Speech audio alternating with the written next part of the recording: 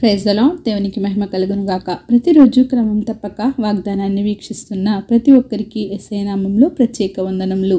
Subscribe చేసుకుని అనేక మందికి షేర్ చేసి దేవుని మాటల ద్వారా బలపరచండి. ఈ దినమునకై ఏర్పాటు చేయబడిన దేవుని వాగ్దానము మార్కు సువార్త 1వ అధ్యాయము 15వ వచనము. కాలము సంపూర్ణమై ఉన్నది, దేవుని రాజ్యము సమీపించి ఉన్నది, మారు మనస్సు పొంది సువార్త నమ్ముడి. The time is fulfilled and the kingdom of God is at hand. Repent ye and believe the gospel.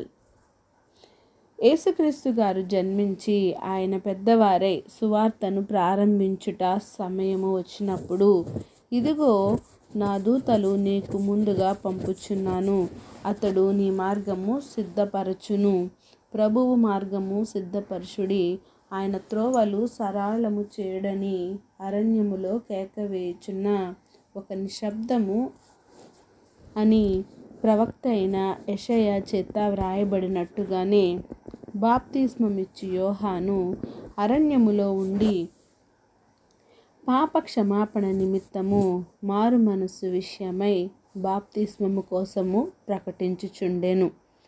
అదే సమయంలో యేసు గలిలయలోని నజరేతు నుండి వచ్చి యోర్దానులో యోహాను గారి చేత బాప్తిస్మము పొందారు. ఆయనపై పరిశుద్ధాత్మ పావురము వలె తన మీదికి దిగివచ్చింది.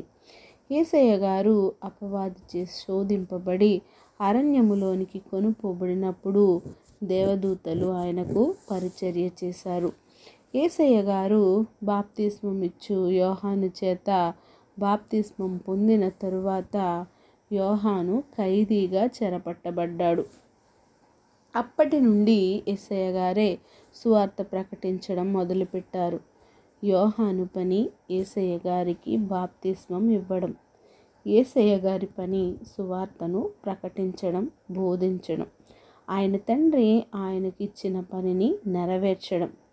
కాలము సంపూర్ణమైనది, దేవుని రాజ్యము సమీపించినది అని, అందరూ మారు మనసు పొందాలి అని సువార్తను ప్రకటించడానికై ఆయన ఈ లోకానికి పంపబడ్డారు. ప్రతిదినము మనము కూడా సువార్తను వినుచున్నాము.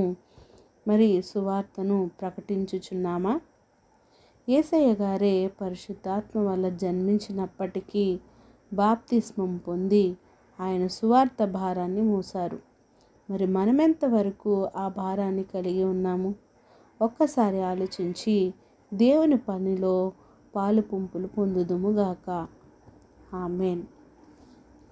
చిన్ని ప్రార్థన.